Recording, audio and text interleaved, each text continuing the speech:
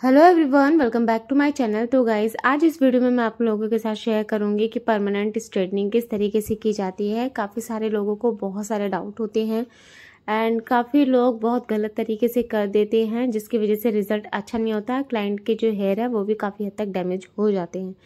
तो वीडियो को full watch करना, बिल्कुल भी स्किप मत करना। एंड गाइज ये आप देख लीजिए रिजल्ट कितना ज़्यादा ऑसम आया है।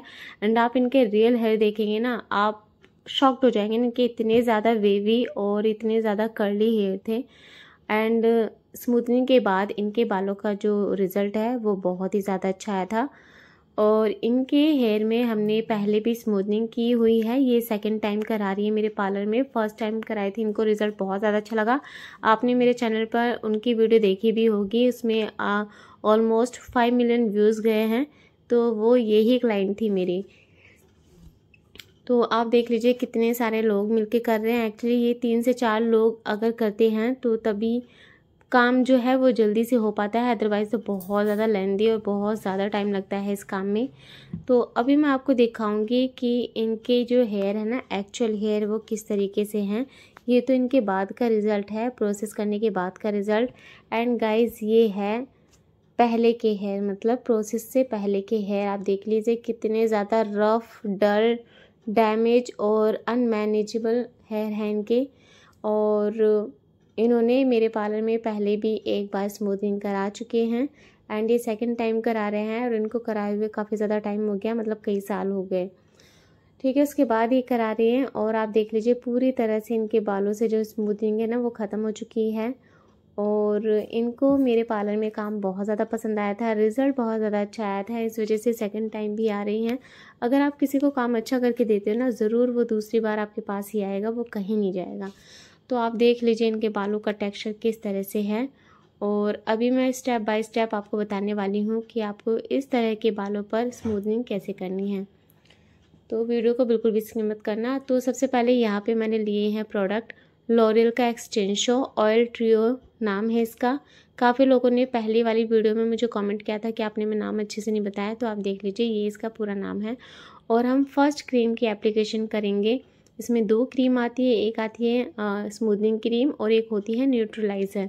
जो न्यूट्रलाइज़र है वो हम सेकंड प्रोसेस में करेंगे। फर्स्ट प्रोसेस में ये स्मूथनिंग क्रीम होती है, जिसको मैंने एक बाउल में निकाल लिया है। और जब भी आप इस क्रीम को निकालें ना, प्लास्टिक का बाउल होना चाहिए, कोई भी कांच का या फिर किसी स्टील का बर्तन नहीं होना चाहिए, इस बात का ध्यान रखना। ठीक है, तो यहाँ पे हम करेंगे सबसे पहले पार्टिंग करने के बाद सबसे नीचे का जो साइड होता है, नेप एरिया होता है, वहाँ से हम छोटे छोटे सेक्शन लेंगे। बहुत ही ज़्यादा पतला सा सेक्शन लेना है। सेक्शन इतना पतला लेना है कि आपके हाथों की हथेलियाँ दिखने लगे। ठीक है, और उसमें फिर क्रीम की इमल्सीफाई करनी है। आप देख लीजिए किस तरह से एक सेक्शन में कम से कम 8 से 10 बार आपको इमल्सीफाई करना है। इमल्सीफाई इसलिए करते हैं जिससे कि मतलब एक एक बाल में पूरी क्रीम की जो एप्लीकेशन है वो बहुत अच्छे से हो जाए, कहीं से भी रहे नहीं। ठीक है, इस वजह से आपको छोटे छोटे सेक्शन लेना होता है। अगर आप बड़े बड़े सेक्शन लेंगे तो क्रीम की इमल्सीफाई अच्छे से होगी नहीं और वो रिज़ल्ट भी फिर अच्छा आएगा नहीं। ठीक है, और आपको स्पीड में काम करना है, ऐसे नहीं बहुत ढीले ढीले से आप हाथ चला रहे हैं, आपको बहुत स्पीड में काम करना है और आपको हेल्प लेनी पड़ेगी। अगर आप अकेले करेंगे काम तो आपको काफ़ी ज़्यादा टाइम हो जाएगा और आप थक जाएंगे, आपके हाथों में दर्द होने लगेगा।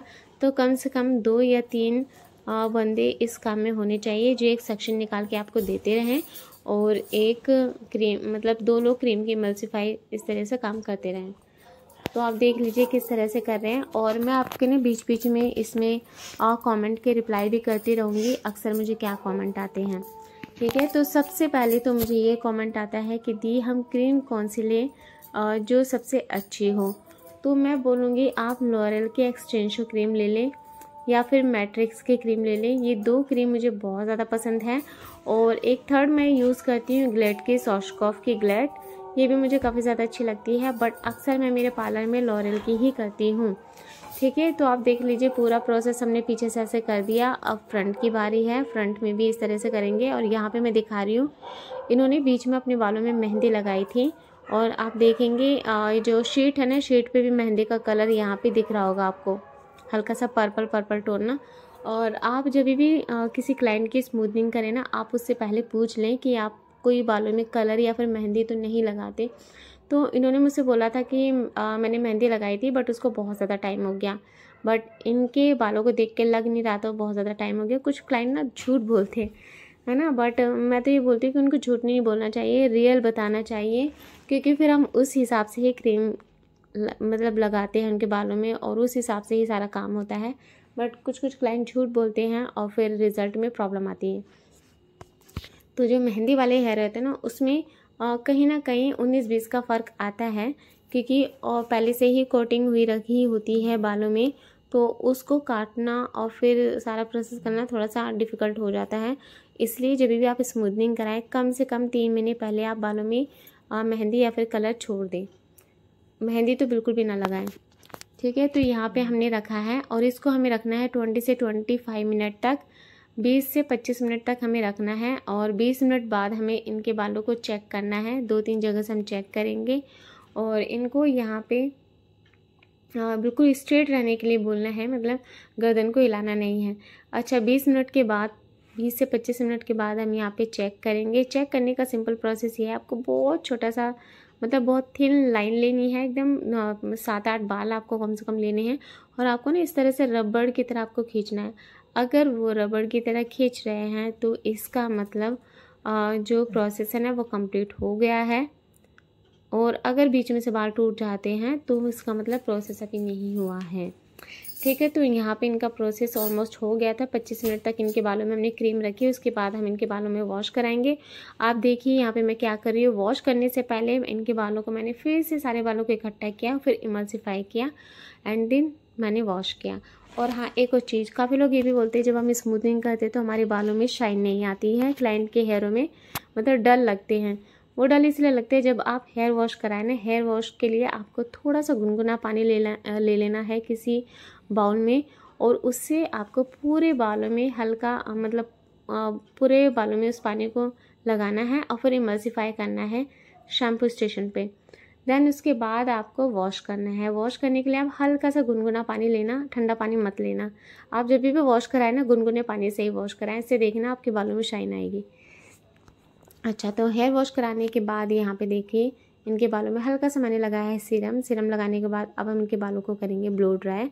तो सबसे पहले आपको कूल वाली ड्राई देनी है, देन आपको हॉट वाली देनी है और आपको कम से कम 70 to 80% ना आपको इसी से ही बालों को स्ट्रेट कर देना है, मतलब ब्लो ड्राई से ही आपको बालों को स्ट्रेट कर देना है। इससे क्या होगा, एक तो बाल स्ट्रेट भी होते हैं और सेकंड ये बालों में बाउंस अच्छा आता है, मतलब बिल्कुल फ्लैट नहीं लगते हैं हेयर, ठीक है। और मैं आपको बता दूं आप कौन सा ब्लो ड्रायर ले सकते हैं। ये मेरे पास चोबा का ब्लो ड्रायर है, आप VNG का ले सकते हैं। और सबसे अच्छा अगर आप लेना चाहते हैं, अगर आपका बजट अच्छा है तो आप आइकॉनिक की ले लीजिए। सीरियसली कह रही हूँ, बहुत ही ज़्यादा अमेजिंग रिजल्ट देता है, ठीक है। तो आप देख लीजिए इनके जो हेयर है वो 70 to 80% अभी स्ट्रेट हो गए हैं ब्लो ड्रायर से। देन अभी हम यहाँ पे करेंगे हेयर स्ट्रेटनर प्रेसिंग, और ये मतलब सबसे ज़्यादा इम्पोर्टेंट काम है गाइस, सबसे ही ज़्यादा मेन रिज़ल्ट आपका इसी से ही आएगा। तो आप देख लीजिए यहाँ पे मैं इनका टेम्परेचर सेट कर रही हूँ, आपके बालों के हिसाब से ही टेम्परेचर सेट करना है। और यहाँ पे मेरे पास 2 आयरन मशीन है। फर्स्ट है ये मेरे पास फिलिप्स की कैराशाइन एंड सेकेंड है मेरे पास आइकॉनिक की टाइटेनियम। और आप देखिए थोड़े से बिल्कुल पतला सा स्ट्रक्चर लिया है, उतना पतला जैसे हम क्रीम की एप्लीकेशन कर रहे थे उतना ही पतला फिर से हमने स्ट्रक्चर लिया है। और कम से कम 7 to 8 टाइम हमें इस तरह से प्रेसिंग करनी है। और प्रेसिंग आपको बहुत जल्दी जल्दी करनी है, एक ही जगह पे आपको बिल्कुल भी प्रेसिंग नहीं करनी है, इससे बाल जल सकते हैं। और क्लाइंट के मतलब रूट से हल्का सा छोड़ के लगाना है, बिल्कुल रूट पे चिपका के नहीं लगाना है, अदरवाइज़ तो स्कैल्प जल जाएगी। और आप देखिए यहाँ पे हम 3 लोगों के हेल्प से इनके बालों में प्रेसिंग हो रही थी। 2 लोग प्रेसिंग कर रहे हैं और एक ने बालों को होल्ड करके रखा हुआ है। तो इसी तरीके से ही काम होता है। अगर आपको बहुत जल्दी काम करना है, खैर बहुत जल्दी काम तो नहीं होता है, फिर भी 4 से 5 घंटे आराम से लग जाते हैं। और लेकिन ये कि एक बंदा थकता नहीं है। और आप देख लीजिए शाइन कितनी ज़्यादा अच्छी आ रही है इनके बालों में। और गाइस अगर आप इनके बालों में मतलब इन्हीं की ही एक मेरी पुरानी वीडियो देखना चाहते तो उसका लिंक मैं डिस्क्रिप्शन में दे दूँगी। 5 मिलियन व्यूज़ गए थे उस वीडियो पे, बहुत लोगों ने बहुत सारा प्यार दिया एंड वो वीडियो काफ़ी सारे लोगों को बहुत ज़्यादा हेल्पफुल लगी थी। एंड यही मेरी क्लाइंट है जिनके बालों में हमने वो स्मूथनिंग की थी। और अच्छा, काफ़ी सारे लोग बोलते हैं कि दी हमें स्ट्रेटनिंग कौन सी लेनी चाहिए, क्या हम नोवा की कर सकते हैं। तो गाइज़, अगर आपको अच्छा रिजल्ट चाहिए ना कि क्लाइंट आपके पास दोबारा आए, तो नोवा की तो बिल्कुल भी मत करना, वो बिल्कुल प्रोफेशनल रेंज में नहीं आती है। आप फ़िलिप्स की ले लीजिए, आइकॉनिक की सबसे ज़्यादा बेस्ट है, ये ले लीजिए। और भी बहुत सारे ब्रांड हैं, आप उनकी ले सकते हैं जो थोड़ी प्रोफेशनल रेंज में आते हैं। बट नोवा की मत लेना, वो नॉर्मल आप घर में यूज़ कर सकते हैं, बट किसी ऐसे स्मूथनिंग में आप नहीं करें तो ज़्यादा बेस्ट होगा। आपको उस टाइम तक तो लगेगा कि हाँ बाल स्ट्रेट हो गए हैं, बट 3 दिन के बाद जब आपका क्लाइंट हेयर वॉश करेगा ना, वो वापस से वेव आ जाएगा बालों में, प्रॉपर फिनिशिंग नहीं आएगी, इस बात का ध्यान रखना। और आप क्रीम कहाँ से लें, मतलब स्मूथनिंग क्रीम है वो आप कहाँ से लें, तो मैं एक ही आपको सजेशन दूंगी, आप किसी एक अच्छे स्टोर से लीजिए जहाँ पे ब्रांडेड सामान मिलता हो, वहाँ से लीजिए। या फिर अगर आप ऑनलाइन लेना चाहते हैं तो आप ऑथेंटिक जो शॉप होती है ना, मतलब जो ऑनलाइन, वहीं से लें। आप किसी भी ये ऐसे प्लेटफॉर्म से ना लें जैसे कि फ्लिपकार्ट वगैरह से, यहाँ से मत लें, क्योंकि इनकी कॉपी बहुत ज़्यादा आ गई मार्केट में, आपको पता भी नहीं चलेगा कि आप वो रियल यूज़ कर रहे हैं या फिर फेक कॉपी यूज़ कर रहे हैं। आपने अगर रियल यूज़ किया तो आपका रिज़ल्ट अच्छा आएगा, और अगर आपने फेक प्रोडक्ट यूज़ कर दिए ना, तो वो रिज़ल्ट बिल्कुल भी अच्छे नहीं आएंगे। फिर आप बोलेंगे कि हमारी तो स्मूथनिंग आपके जैसे हुई नहीं। तो इस बात का ध्यान रखना। अच्छा, तो वहाँ पे हमारा पूरा प्रोसेस हो गया है। देन यहाँ पे हम सेकंड क्रीम लेंगे जो कि है न्यूट्रलाइज़र। ये क्रीम क्या काम करती है, अभी आपने जो प्रेसिंग करी है ना, मतलब वही सेम रिज़ल्ट आपको बरकरार रखना है। तो ये क्रीम क्या करेगी, उस प्रोसेस को बिल्कुल लॉक कर देगी। मतलब जो आपको लुक चाहिए ना, उस लुक को बिल्कुल वो वहीं पे लॉक कर देगी। लॉक करने का काम होता है बेसिकली।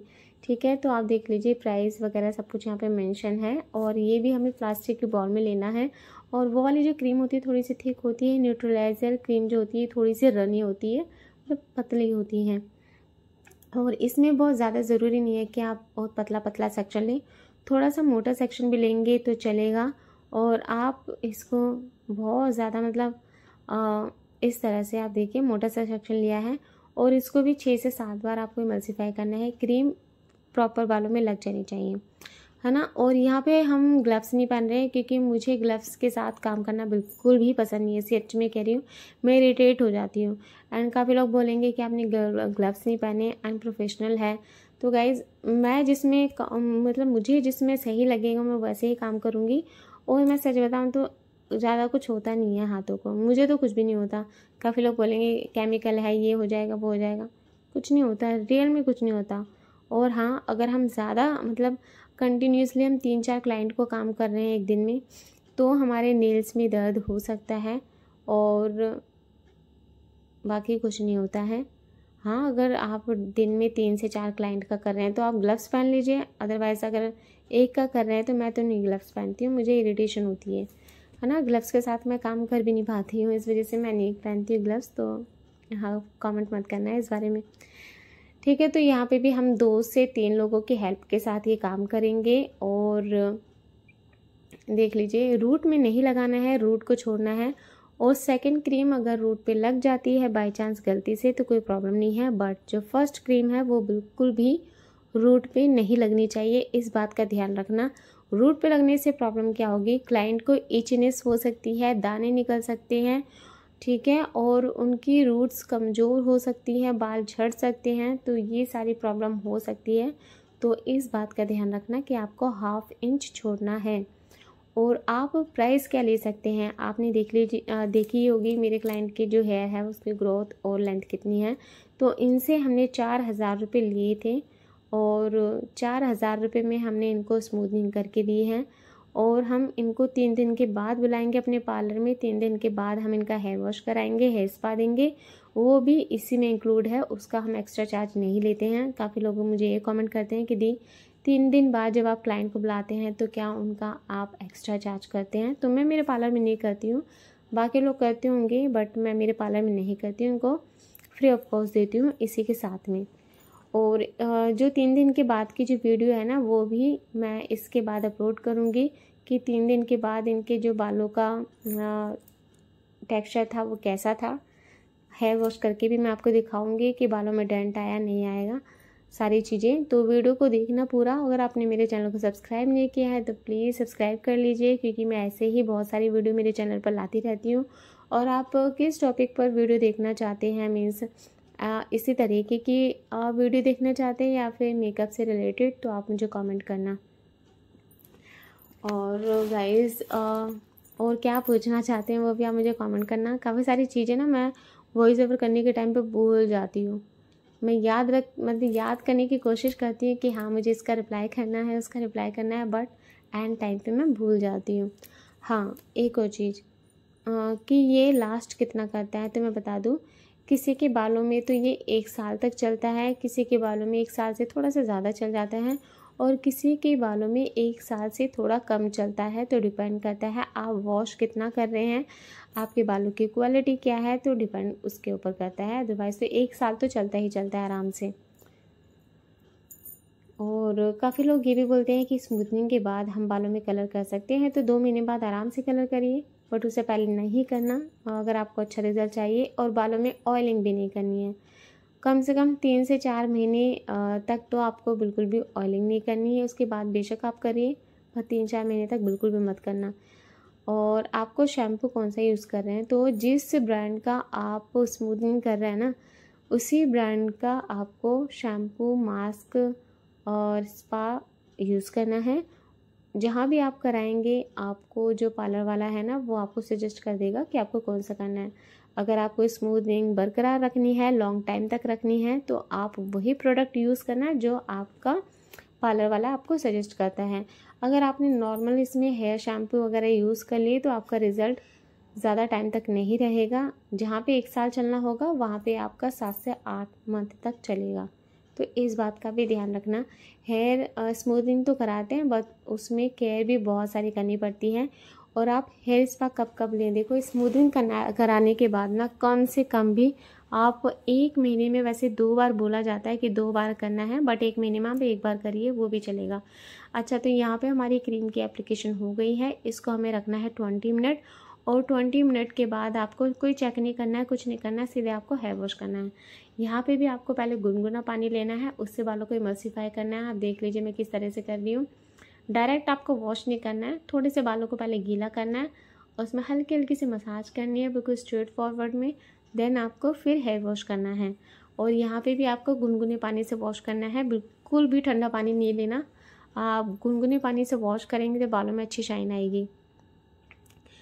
तो यहाँ पे हमारा हो गया है वॉश के बाद फिर से हम कर रहे हैं कूल ड्राई करने के बाद हम करेंगे हॉट ड्राई। और अभी टाइम हो रहा है 1:45। मैं 1:45 बजे वॉइस ओवर कर रही हूँ, क्योंकि मेरी बेटी सो जाती है इस टाइम पे। अच्छा, तो यहाँ पे आप देख लीजिए बिना स्ट्रेटनिंग के इनके बालों में कितने हद तक सॉफ्ट एंड स्मूथ और सिल्की स्ट्रेट हो गए हैं। एंड यहाँ पे लास्ट हमारा आता है टचअप का, जो कि हमें रफली स्ट्रेटनिंग से देनी होती है। इसमें ज़रूरी नहीं है कि आप बहुत पतले पतले सेक्शन ले, रफली आप मोटे मोटे सेक्शन लेके भी आप स्ट्रेटनिंग करेंगे तो चलेगा। और ये इसका लास्ट स्टेप है। तो गाइस स्मूथनिंग में बहुत ज़्यादा नहीं है, बस कुछ कुछ चीज़ों का आपको ध्यान रखना है, केयरफुली आपको काम करना है। बहुत ज़्यादा देर तक आपको क्रीम की एप्लीकेशन नहीं करनी।